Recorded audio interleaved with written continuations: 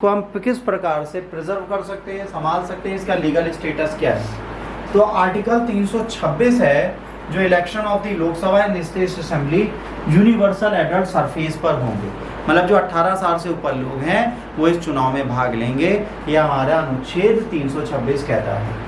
Voting as को 21 से 18 साल किया गया था 61वें संवैधानिक संशोधन द्वारा 1988 में। 1988 से पहले एज क्या थी? 21 साल, फिर कर दी 18 साल। Representation of the people act 1950-1951 इसके लिए काम करता है। Representation act peoples act 1950 electoral roll, delimitation and voters qualification पे ध्यान देता है। और 51 कंडक्ट करता है election, electoral offences and disqualification.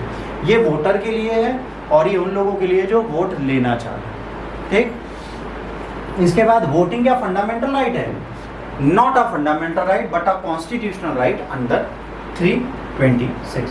326 के तहत इसको क्या बनाया गया है? एक संवैधानिक अधिकार बनाया गया है। ये हमारा मौलिक अधिकार नहीं है। It also a statutory right governed by the, है ना, representation of people act. Representation of people act जो ऊपर दोनों लिखे हैं उनसे इसको, ठीक है, शासित किया जाता है। However, it is the cornerstone of democracy and denial can be challenged under Article 14 and Article 21। अगर इसको हम डिनाई करते हैं तो आर्टिकल 14 जो इक्वलिटी की बात करता है, आर्टिकल 21 राइट टू लाइफ की बात करता है। हमें अपना नेता चुनने, हमारे जीवन का संरक्षण करने का अधिकार देना है, ये सब हम कर सकते हैं। इलेक्टोरल रोल क्या है? What are electoral rolls? A list of eligible voter in constituency. किसी भी कॉन्स्टिट्यूएंसी में जो वोटर एलिजिबल है वोट देने के लिए उनका prepared and revise by the election commission. जो इलेक्शन कमीशन है वो इसको प्रिपेयर भी करता है और बार बार रिवाइज भी करता है under article 324 and section 21 of RP. Article 324 and section 21 of RPA representation of people act 1950 के तहत करता है। ठीक है, एनुअल अपडेट इसका होता है। ठीक है, ये आपको ध्यान रखना है। इसके बाद इंटेंसिव रिवीजन होता है, बार बार इसको देखा जाता है। स्पेशल इंटेंसिव रिवीजन होता है, जैसे बिहार में 2025 में उन्होंने वोटरों को स्पेशली रिवाइज कर दिया है ना। वोटर आईडी को आधार कार्ड के साथ लिंक करना, कॉमन इलेक्टोरल रोल के प्रपोजल हैं, यूनिफाई करना लोकसभा असेंबली लोकल बॉडी के इलेक्शन को। रिक्वायर अमेंडमेंट जो है वो आर्टिकल 243 के और 243 जेड जो अमेंडमेंट के बाद इसमें ऐड किए गए हैं। इसके बाद चैलेंजेस क्या है इसके? पहला है एक्सक्लूजन रिस्क। माइग्रेंट्स हैं, पुअर हैं, अंडर डॉक्यूमेंटेड सिचुएशन है, जिनको बाहर कर दिया जाएगा। कई ऐसी माइनॉरिटीज हैं जिनके पास डॉक्यूमेंटेशन नहीं है, चीजें नहीं है, उनको इससे बाहर कर दिया जाएगा। Verification burden, citizen must provide identity card और सिटीजनशिप प्रूफ। अगर इनके पास नहीं है तो इनको वोटर आईडी कार्ड नहीं मिलेगा। और आज इस बार क्या कर दिया गया? आधार कार्ड और आपका pan card won't be the legal status of your citizenship. तो जो बचे हैं बेचारे वो डर के मारे अब नहीं जाएंगे वोटर आईडी कार्ड बनवाने। प्राइवेसी कंसर्न, आधार लिंकेज जो है रेज करेगा कंसर्न। एडल्ट सरफेस क्या होता है? Adopted in 1950, making India one of the first post-colonial nation to grant universal voting rights, inspired by the Karachi Revolution और Ambedkar vision of inclusive democracy. No discrimination based on caste, gender, religion and literacy. एक vote है हमारा, one person one vote, empowers marginalized group and ensure political accountability. इससे क्या होता है? हमें political accountability मिल जाती है अपनी चीज़ों को देखने की, समझने की और जानने की। तो वोटिंग राइट्स हमारे लिए बहुत इंपॉर्टेंट फैक्ट्स हैं, बहुत इंपॉर्टेंट कॉन्सेप्ट्स हैं, इनको हम बिल्कुल डिनाई नहीं कर सकते। अगला जो हमारे पास है वो है male drone, medium altitude long endurance drone. ठीक है, male drone unmanned aerial vehicle है जो ऑपरेट करता है 3000 से 9000 मीटर तक। ठीक है, और ये एक बार में कितना बार दौड़ सकता है? 24 से 36 घंटे लगातार। Primary function intelligence, surveillance, reconnaissance, target acquisition and limited combat role. ये पहले जाएगा, एरिया ढूंढेगा, लोगों को देखेगा। एग्जाम्पल आपका है Drishti 10 Starliner, Tapas BH-201, Rustom second, Heron MK-2। अब इंडिया का मेल ड्रोन इकोसिस्टम क्या है? ड्रोन का नेम क्या है? डेवलप क्या हुआ? फीचर क्या है? तो पहला Drishti 4 Starliner Adani defence and Elbit system ने बनाया है। किसने बनाया है? अडानी और एलिबिट सिस्टम ने बनाया है। ये 36 घंटे उड़ सकता है, 450 kg का पेलोड ले जा सकता है। उसके बाद स्टेनएक्स 4771 सर्टिफाइड है, डिप्लॉय किया गया है नेवी और आर्मी द्वारा। उसके बाद तपस BH DRDO ने बनाया है, 24 घंटे उड़ सकता है, 350 का पेलोड ले जा सकता है, एडवांस सेंसर है, फाइनल ट्रायल्स में अभी लागू नहीं हुआ। रुस्तम 1 एंड 2 डीआरडीओ ने बनाया, ISR कैपेबिलिटीज हैं, प्रिक्वेसर ऑफ तपस का है, ठीक है, यूज फॉर सर्विलेंस मिशन। अब दृष्टि जो है वो सबसे इंपॉर्टेंट है हमारे यहाँ का, ऑपरेट करता है 30,000 फीट ऊपर तक, इलेक्ट्रो ऑप्टिकल सेंसर है, रडार है, सर्टिफिकेशन नाटो है ना, सेटनेम 47 allows operation for the civilian air space deployment Porbandar navy और पंजाब सेक्टर आर्मी में किया गया। जुलाई 2025 में इसके हाईलाइट्स हमें क्या दिखे, 20,000 करोड़ मील ड्रोन प्रोक्यूरमेंट किए गए हैं, 87 इंडिजीनियस मील ड्रोन बनाए जाएंगे ताकि बॉर्डर सर्विलांस हो, indigenous content minimum 60% local components लगाए जाएंगे इस चीज में।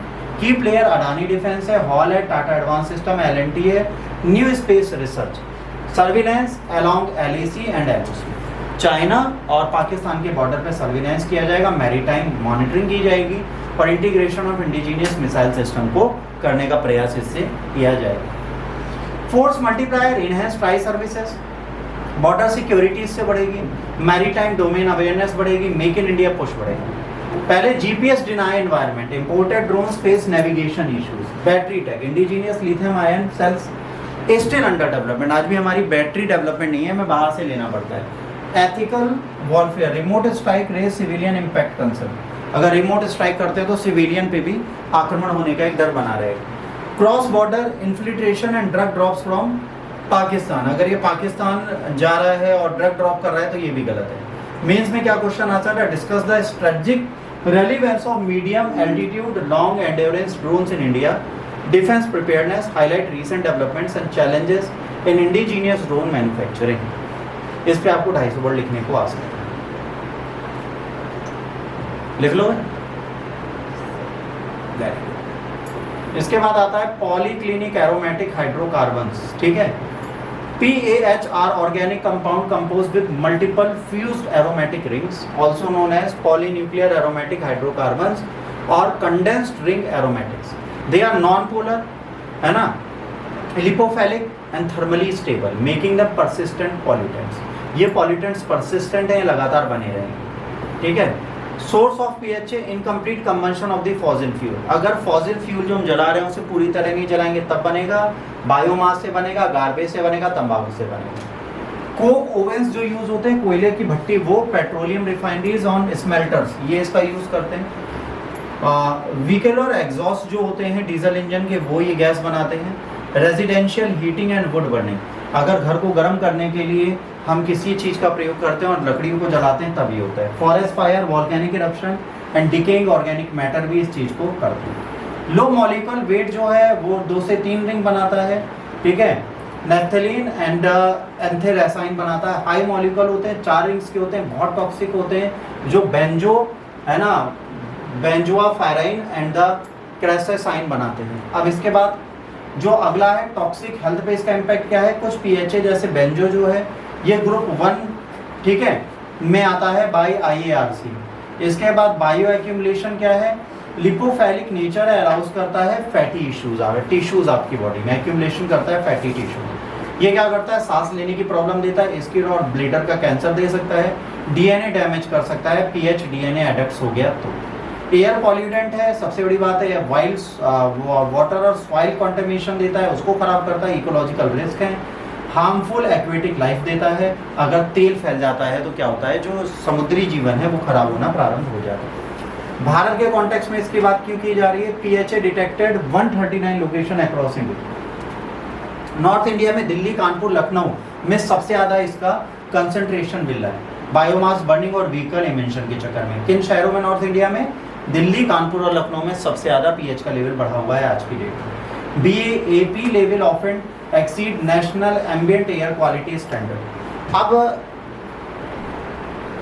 भागजन ऑयल बॉल आउट, अब massive release of PHA into water, sediment and fish, short term toxicity, ecological risk, Gangetic dolphin, aquatic life खत्म हो।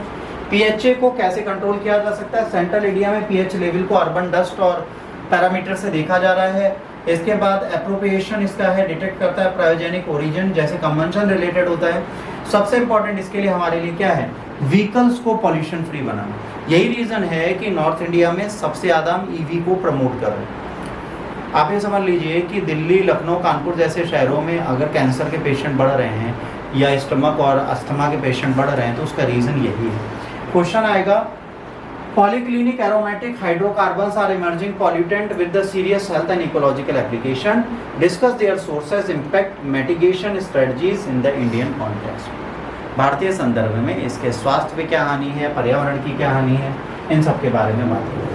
अगला करंट है zonal council. Zonal council in India legal status statutory body है, established under Part 3 of State Reorganization Act 1956, non-constitutional body है, they are advisory forums, not mentioned in the Constitution. Idea origin proposed by Pandit Nehru to address linguistic and regional tension post-organization. Zonal Council promote national integration and cooperative federalism, resolve interstate dispute, border issues, water sharing and assess division, facilitate central state dialogue on development, law, order and governance. इसके बाद कर्ब regionalism, linguistic chauvinism, इसके बाद accelerate development project through the coordination. इसके बाद इसका component क्या है, chairperson इसके कौन है, union home minister, vice chairman और चीफ कौन है, चीफ मिनिस्टर्स, ठीक है। मेंबर्स कौन है, सीएम प्लस 2 मिनिस्टर्स हर स्टेट के, और यूटी के एडवाइजरी नीति आयोग नॉमिनी करता है chief secretaries and development commission. Secretariat investigate issues and prepare agenda for meeting. Zonal division कहाँ कहाँ है देख लीजिए, मेंबर्स स्टेट कौन कौन से आपके सामने, नॉर्दर्न में हरियाणा, हिमाचल प्रदेश, पंजाब, राजस्थान, जेएनके, दिल्ली, चंडीगढ़, लद्दाख। सेंट्रल में उत्तर प्रदेश, उत्तराखंड, मध्य प्रदेश, छत्तीसगढ़। ईस्टर्न में बिहार, झारखंड, उड़ीसा, वेस्ट बंगाल। वेस्टर्न में महाराष्ट्र, गुजरात, गोवा, दादर नगर हवेली, दमन दीव। सदर्न में तमिलनाडु, केरला, कर्नाटक, आंध्र प्रदेश, तेलंगाना, पौंडुचेरी। नॉर्थ ईस्टर्न में Assam, Arunachal Pradesh, Manipur, Meghalaya, Mizoram, Nagaland, Tripura and. Advisory role discuss करता है recommendation, economic and social planning, है ना, जो इकोनॉमिक सोशल प्लानिंग करनी है उसके बारे में पूरी तरीके से बात करेगा। दूसरा बॉर्डर डिस्प्यूट्स की बात करेगा और लिंग्विस्टिक माइनॉरिटीज की बात करेगा। इंटर स्टेट ट्रांसपोर्टेशन की बात करेगा, रीऑर्गेनाइजेशन रिलेटेड इश्यूज की बात करेगा। स्टैंडिंग कमेटीज है, प्रिपेयर एजेंडा और उसका फॉलोअप को देखेगा। 27th ईस्टर्न जोन मीटिंग हुई है जुलाई 2025 में। 83% इश्यूज रिजॉल्व किए गए काउंसिल मैकेनिज्म से, जैसे कोल रॉयल्टी इश्यूज जो ड्यूज थे, इलीगल माइनिंग थी, एसएस डिवीजन था बिहार एंड झारखंड के बीच में, ये इसी नॉर्मल काउंसिल से हमने खत्म कर दिया। Push the implementation of new criminal law and narcotics control. Increase frequency 63 meeting हुई है 2014 से 2025 तक, और 25 हुई है 2004 से 2014 के बीच। सोचिए कितनी ज़्यादा बढ़ गई, है ना।